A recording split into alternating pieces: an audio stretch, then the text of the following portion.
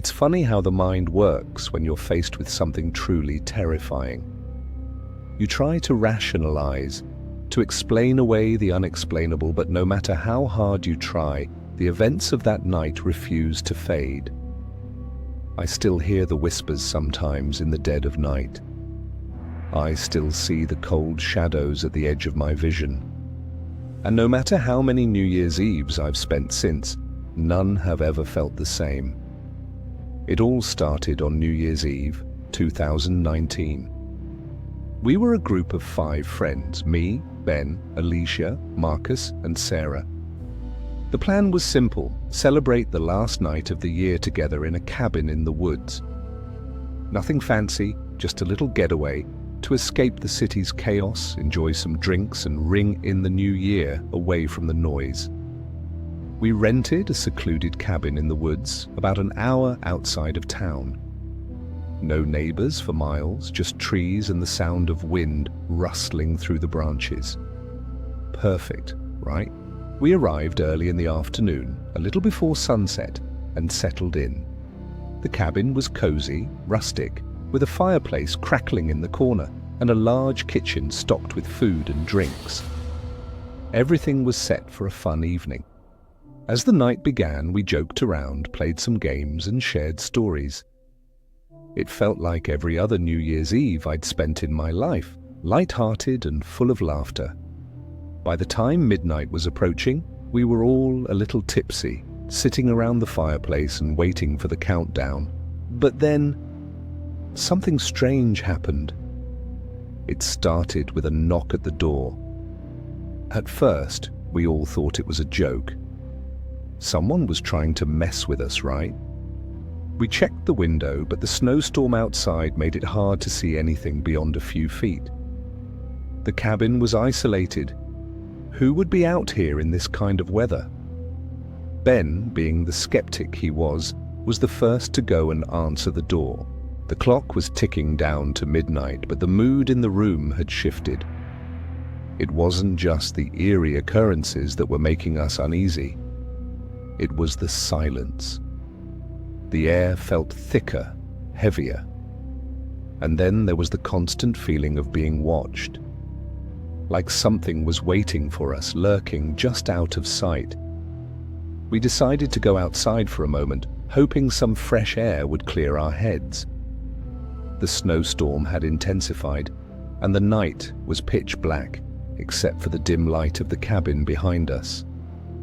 I remember standing there with the wind biting at my skin, looking into the dark forest that surrounded us. I could hear the crunch of snow under our boots, but it was strangely quiet otherwise. Too quiet. That's when I noticed something. It was far off, beyond the trees, but I saw it. A figure, just standing there watching us. It was impossible to make out any details, but the shape was unmistakable, a person standing motionless in the snow. My heart skipped a beat. I turned to Ben. "Do you see that?" Ben glanced in the direction I was pointing, but by the time his eyes followed, the figure was gone. "You're seeing things," he said dismissively, but I couldn't shake the feeling. There was something wrong, something off about the whole night. We went back inside and the countdown resumed, but the tension between us was palpable. Everyone was trying to act normal, but I could see it in their eyes. They felt it too. The unease, the dread. As we reached the final seconds before midnight, the lights flickered. And then, darkness. The entire cabin was plunged into pitch blackness. "Shit," Marcus muttered. "Power's out." We scrambled for our phones, trying to use the flashlight feature, but it didn't help much. The cabin was surrounded by total darkness, the kind that presses in on you. I could hear my heart pounding in my chest. Alicia, shaking, turned to me. Do you think it's a prank?" "Could be," I replied, though I wasn't convinced. There was something different about this. Then came the sound. It was a whisper at first, too faint to make out. But the longer we stood there, the louder it became. A soft, barely audible voice drifting through the cabin, as if someone was right behind us. "Help me!" I spun around, my breath caught in my throat. There was nothing there. "Did you hear that?" Sarah's voice trembled, her eyes wide with fear. Before anyone could respond, we heard the sound of footsteps, soft but unmistakable. Someone was walking around the cabin just outside the walls, circling us. The whispers grew louder. "Help me! Help me! Help me!" Suddenly the front door creaked open, slowly. We all froze. No one had moved, no one had gone near it. It opened, but no one was there. And that's when we saw her. A girl standing just inside the door. Her face was pale, her eyes hollow and wide, as if she had been staring into the darkness for too long. Her hair was wild, tangled, and her clothes were torn, covered in snow. I wanted to scream, but no sound escaped my throat.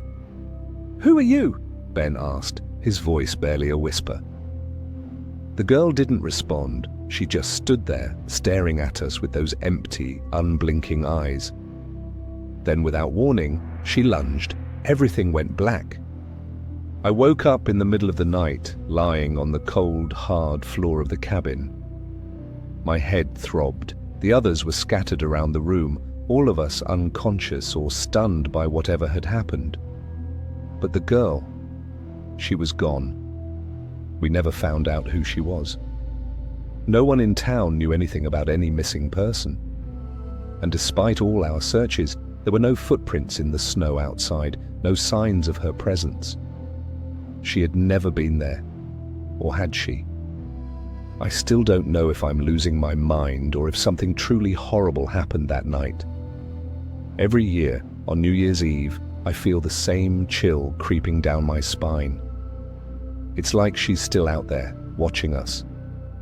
Maybe, just maybe, she's still waiting for the right moment to come back. And every time the clock strikes midnight, I hold my breath, praying that she doesn't. New Year's Eve is supposed to be a time of celebration, family, friends, fireworks, laughter. But that night, everything changed for me. It was supposed to be just another party, one of those casual gatherings with old friends in my small hometown. But something happened that I will never forget. I still can't shake the feeling that something followed me home. It all started when my friend Alyssa invited me to her family's annual New Year's party. I hadn't seen her in a while, and the thought of catching up over a few drinks sounded perfect. Alyssa's parents always hosted the best parties, large, cozy, filled with good food and the usual holiday cheer. This year, they'd rented out a small cabin on the outskirts of town to fit the growing guest list. It was secluded, tucked in a forest with no immediate neighbors, but it wasn't too far off from civilization, perfect for ringing in the new year. I arrived around 9 p.m., just as people were starting to get comfortable. The fireplace crackled, the sound of glasses clinking, and the low hum of conversation filled the room. It felt like any other New Year's celebration. Alyssa greeted me with a big hug, and after a quick drink, I found myself in a lively conversation with her brother Dan and a few others. There was something a little off about the vibe, but I chalked it up to the usual party nerves. Around 11 p.m., the usual pre-midnight excitement started to build. People were talking about the upcoming countdown, sharing memories from the past year, and talking about their New Year's resolutions. I was standing near the kitchen when I noticed someone standing by the door. A man I didn't recognize. He was tall, maybe 6 feet, with a lean build. His hair was messy, almost unkempt, and his clothes were simple, but they had a worn look to them. He didn't seem to be part of the group. Alyssa hadn't mentioned inviting anyone new, and there was no one else from our circle who looked like him. I nudged Alyssa. "Who's that?" I asked, pointing to the man. She glanced over and frowned. I don't know. He wasn't invited, I don't think. I was about to say something when the man turned to look at us. His eyes were dark, almost hollow, and his smile was unsettling. He didn't say anything, just nodded, as though he'd been listening in on our conversation. Alyssa and I exchanged a glance. It felt like a bad joke, like he was some kind of prankster. But when I looked back, he was gone. Maybe he went to the bathroom, Alyssa suggested, but I wasn't so sure. By midnight, the party was in full swing. People were excited, ready to ring in the new year with cheers and celebrations. But as the countdown to 2024 began, I couldn't shake the feeling that something was wrong. The man I had seen earlier was nowhere to be found, but there was an odd coldness in the air. The fireplace was still roaring, yet it felt like a chill had swept through the room. 5, 4, 3, we all shouted, waiting for the year to change. But when the clock struck midnight, something strange happened. The lights flickered, just once, but enough to make everyone pause. That's when I noticed it. The man was standing in the corner of the room again, watching us. But this time, his face wasn't smiling. It was blank, emotionless, like he wasn't even there. I could feel my pulse quicken. There was something about his presence that felt wrong, out of place, like he didn't belong. And then, in the blink of an eye, he was gone. Just disappeared into thin air. I wasn't the only one who noticed. Alyssa was already on her phone, texting her brother. He came over to me just as I started to feel a knot in my stomach. "Did you see him too?" I whispered. Alyssa's brother Dan gave me a nervous look. "Who? The guy by the door?" I nodded. "Where did he go?" I swear he was just there, watching everyone. Dan seemed uncomfortable. "I don't know. I thought he was part of the party.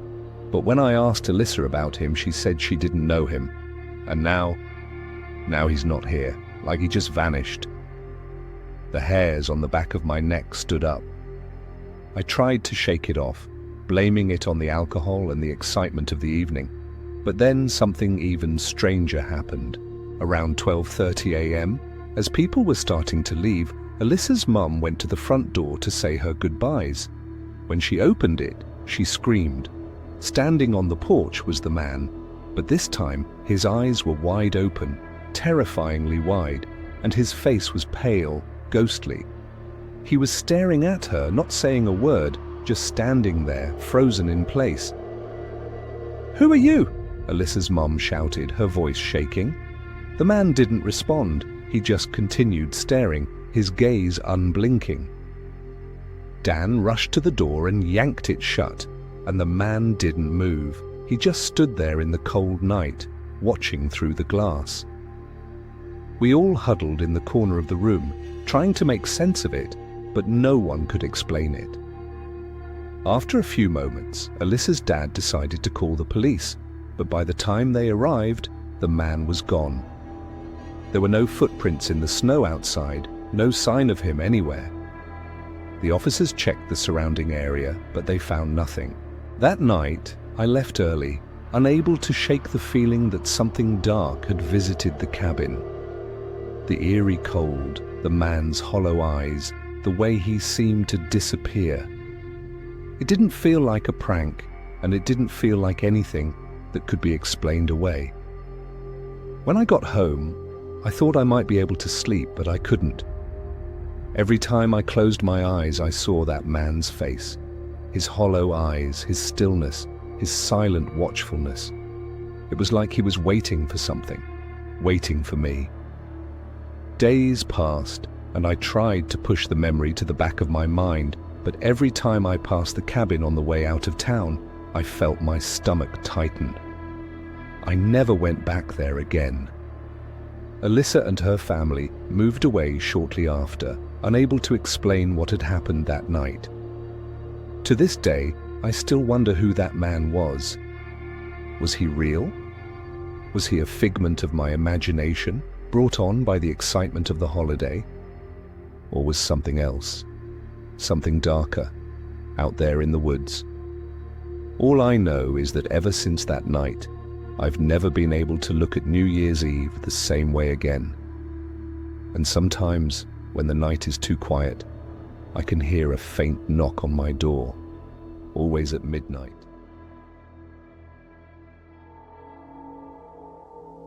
New Year's Eve has always been my favorite night of the year, a night of laughter, resolutions, and celebrating with friends. But this time, I learned that not every year starts on a cheerful note. Some are better left forgotten. It started with a text from my old college friend Jason, who invited me to a New Year's Eve party at his family's cabin. The place was tucked away in the woods, far from the noise of the city. Jason said it would be a great way to escape the usual bar crowds and spend the night with close friends. I was hesitant, but after some convincing, I agreed. He promised it would be worth the trip. I arrived at the cabin just as the sun dipped below the horizon. It was a beautiful place, rustic but cozy, with a wraparound porch and a view of the dense, snow-covered forest. Inside, the air was warm, and the aroma of pine and cinnamon filled the room. Jason greeted me with a bear hug, and I noticed the small group of friends already gathered: Emma, Lisa, and Mark. We were a tight-knit group in college, though we hadn't all been together in years. It felt good to reunite. As the night wore on, we played games, reminisced, and sipped on drinks. By 11:30, we were ready to head outside for the countdown. Jason had set up a fire pit, and we bundled up in blankets to brave the cold. The forest was eerily silent except for the crackling fire and the occasional crunch of snow underfoot. It was during this quiet moment that we heard the first sound, a faint, distant whistle. "What was that?" Emma asked, her voice barely above a whisper. "Probably the wind," Jason shrugged. But his tone didn't convince me. The whistle didn't sound natural. It was too deliberate, like someone trying to get our attention. The sound came again, closer this time. A long, drawn-out note that sent a chill down my spine. "Maybe it's someone lost in the woods," Mark suggested. "Out here? At this hour?" Lisa scoffed. "Who'd be wandering in the middle of nowhere on New Year's Eve?" Jason decided to shine his flashlight into the trees, but the beam barely penetrated the darkness. "Hello?" he called out. His voice echoed, but there was no reply. We were all on edge now. The fire didn't feel warm anymore, and the forest seemed to close in around us. "Let's go inside," Emma urged, her voice trembling. We agreed, retreating into the cabin and locking the door. Jason checked the windows to make sure they were secure. We tried to laugh it off, joking about spooky New Year's traditions, but the tension lingered. At 11:55, we prepared for the countdown. Jason pulled out a bottle of champagne, and Emma set her phone to display the timer. But just as we were about to start, the whistle came again. This time, it was right outside the window. My heart stopped. I glanced at the others, their faces pale and wide-eyed. "Did you see that?" Mark whispered, pointing to the window. I turned slowly. At first, I saw nothing but darkness. Then a face appeared, pale and distorted, with hollow eyes that seemed to stare straight into my soul. I screamed, and Jason dropped the champagne bottle, the glass shattering on the floor. Lisa bolted to the window, but when she pulled back the curtain, the face was gone. We were all in a frenzy now, locking doors and barricading windows. Jason grabbed a kitchen knife, while Mark armed himself with a fire poker. Emma clutched her phone, frantically trying to call for help, but there was no signal. Midnight came and went.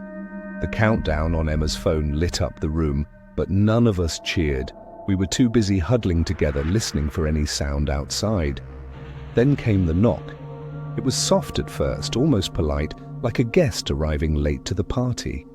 But it grew louder, more insistent. "Who's there?" Jason shouted. No answer. The knocking moved from the front door to the side window, then to the back door. It wasn't just one knock. It was a rhythm, a pattern, like it was toying with us. "We need to get out of here," Lisa cried. Jason nodded. "There's a truck in the shed out back. We'll make a run for it." Gathering our courage, we threw on our coats and boots. Jason unlocked the back door, and we sprinted into the freezing night. The snow crunched beneath our feet as we made our way to the shed. But the knocking didn't stop.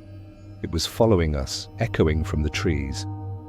We reached the shed, and Jason fumbled with the keys, his hands shaking. Come on, Mark urged. Finally, the door swung open, and we piled into the truck. Jason turned the key in the ignition, and the engine roared to life. Relief washed over us as the headlights cut through the darkness. But as we pulled out onto the snowy path, something stepped into the beam of light. It was the face from the window. Only now it wasn't just a face. It was a figure, tall, emaciated, and impossibly thin. Its limbs seemed too long, its movements jerky and unnatural. It tilted its head, watching us with those hollow eyes. Jason floored the gas pedal, and the truck sped past the figure. None of us looked back. We didn't stop driving until we reached the main road. The forest was behind us, but the fear lingered. Jason called the local authorities once we had signal, but when they investigated the cabin the next day, they found nothing. No footprints in the snow, no signs of forced entry, nothing to explain what we had seen. To this day, I can't think about New Year's Eve without hearing that whistle. It still haunts my dreams, echoing through the darkness. And sometimes, when the night is quiet, I swear I can hear it again, faint, distant, and always getting closer.